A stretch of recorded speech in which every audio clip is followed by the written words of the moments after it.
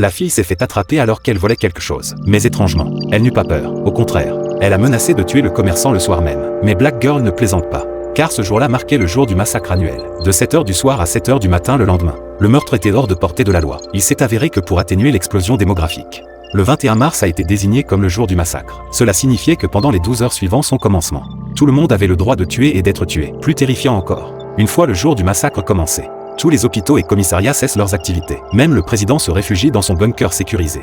Bien qu'équipé de gardes du corps d'élite et de plaques d'acier renforcées, il n'ose pas relâcher sa vigilance.